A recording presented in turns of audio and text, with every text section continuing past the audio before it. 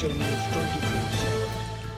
हिमाचल प्रदेश में वित्तीय संकट को लेकर प्रदेश में बवाल मचा हुआ है। पहले हिमाचल के मुख्यमंत्री ने सदन में वित्तीय संकट की बात कर खुद मंत्रियों, सीपीएस व विधायकों की सैलरी 2 महीने डेफर करने का निर्णय लिया और बाद में मुख्यमंत्री कह रहे हैं कि वित्तीय संकट नहीं है। लेकिन हिमाचल के इतिहास में पहली बार हुआ है कि 3 तारीख तक कर्मचारियों को सैलरी नहीं मिली है। विपक्ष के नेता जयराम ठाकुर ने कहा कि हिमाचल प्रदेश में राहुल गांधी की खटाखट गारंटियों की पोल खुल गई है और इससे राज्यों को भी सबक लेना चाहिए। विपक्ष के नेता जयराम ठाकुर ने कहा कि आज 3 तारीख होने के बावजूद कर्मचारियों के खाते में सैलरी और पेंशनरों को पेंशन नहीं आई, जबकि मुख्यमंत्री कह रहे हैं कि आर्थिक संकट है और कभी कह रहे हैं कि आर्थिक संकट नहीं है।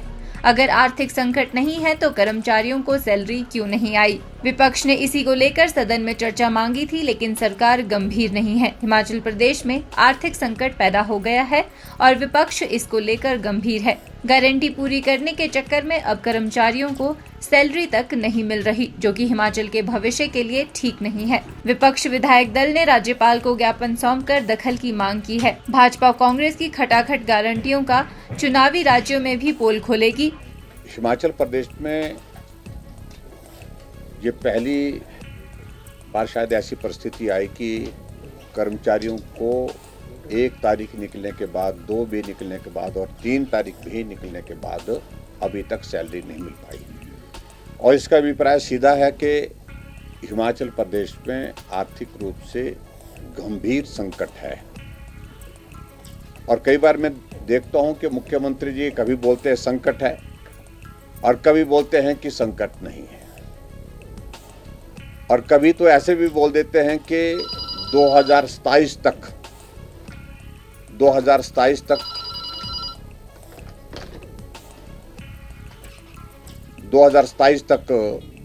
हिमाचल पूरे देश का सबसे समृद्ध राज्य बनेगा। मैं समझता हूं कि अगर इस तरह की परिस्थिति अगर हिमाचल प्रदेश में सरकार के सामने आई है कि वो कर्मचारियों की सैलरी देने में असमर्थ हो गई है और पेंशनर्स की पेंशन देने में असमर्थ हो गई है, इस सारे विषय को बहुत गंभीरता से सरकार को लेना चाहिए। आर्थिक दृष्टि से हिमाचल दिवालियापन के कगार पर लगभग जो खड़ा होता दिख रहा है। विकास कार्य रुके पड़े हैं हिमाचल प्रदेश में, और ऐसी सूरत में जो हमने विधानसभा के अंदर नियम 67 के अंतर्गत पिछले कल नोटिस दिया था कि सारा कार्य स्थगित करके विधानसभा की कार्यवाही का इस विषय पर चर्चा की जाए, लेकिन उस विषय पर चर्चा जो है फिलहाल डेफर कर दी गई है। और आज विधानसभा अध्यक्ष महोदय जी ने कहा है कि, और मुख्यमंत्री ने भी कहा है कि उस चर्चा को हम जल्दी लाने की हम कोशिश करेंगे। जब चर्चा होगी तो विस्तार से हम बात कहेंगे, लेकिन यह हकीकत है कि हिमाचल प्रदेश बहुत घोर आर्थिक संकट के दौर में से गुजर रहा है। मुख्यमंत्री बोलते हैं देखिए, केंद्र जो प्रदेश को जो मदद देते हैं, उस मदद के जो माध्यम हैं वो बहुत स्पेसिफिक हैं। केंद्र से क्या मिलता है?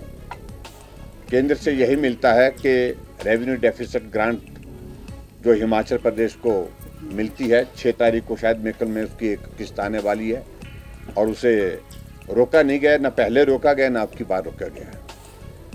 और इसके अलावा वो केंद्र से क्या मदद चाहते हैं?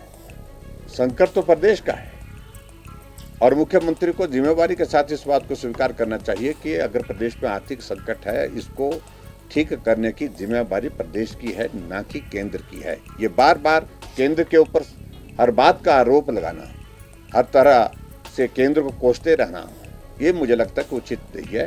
रास्ता क्या निकलता है, उस रास्ते को निकालने के लिए प्रदेश में अगर सरकार कांग्रेस पार्टी की है तो जिम्मेवारी भी उस सरकार की है, मुख्यमंत्री की है। सर, आप ये देख रहे हैं कि ये जो आ गया है या इसके पीछे कोई और नहीं, देखिए उसकी वजह तो है ही है, क्योंकि सत्ता को हासिल करने के लिए झूठी गारंटी दी गई, और उन गारंटियों में से थोड़ा सा पोर्शन, एक आधी गारंटी का जब अभी लागू करने की इस दिशा में आगे बढ़े तो प्रदेश आर्थिक संकट में आ गया है। अगर जिम्मेवार है तो मैं समझता हूं कि कांग्रेस पार्टी की सरकार जिम्मेवार है। इस बात को उनको समझना चाहिए, और बाकी सारी चीज़ों को लेकर के जो चर्चा विधानसभा के अंदर होगी उस वक्त हम जवाब देंगे। लेकिन मेरा कहने का मतलब यह है कि हिमाचल प्रदेश बहुत बड़े आर्थिक संकट के दौर में से जब गुजर रहा है, इस परिस्थिति को मुख्यमंत्री को गंभीरता से समझना चाहिए। और जो कर्मचारी हत्याशी की बात बार बार कहते थे, हर भाषण में कहते थे, आज कर्मचारियों को पेंशन की बातें तो दूर की रही, फिलहाल स्थिति ये बन गई सैलरी भी समय पर नहीं मिल पा रही है। डीए की किस्त की बात तो दूर की रही, सैलरी भी नहीं मिल पा रही है, मेडिकल रिइंबर्समेंट नहीं मिल पा रहा है। तो ये बहुत बड़ी एक परिस्थिति जो हिमाचल प्रदेश में जो बनी है। और मुझे लगता है कि एक बहुत बड़ा उदाहरण जो फ्री वीज का जो खटाखट राहुल गांधी का जो फॉर्मूला है, जो गारंटियों को लेकर के, इससे बाकी पूरे देश भर में भी सबकी आंखें खुल गई है कि ये जो खटाखट गारंटी देने की जो बातें हैं, हश्र यही होगा कि कर्मचारियों को समय पर सैलरी नहीं मिल पाएगी और आने वाले समय में तो संकट और भी ज़्यादा गंभीर होता दिख रहा है। हिमाचल न्यूज़ 24/7 के लिए शिमला से सपना शर्मा और हरदेव कुमार की रिपोर्ट।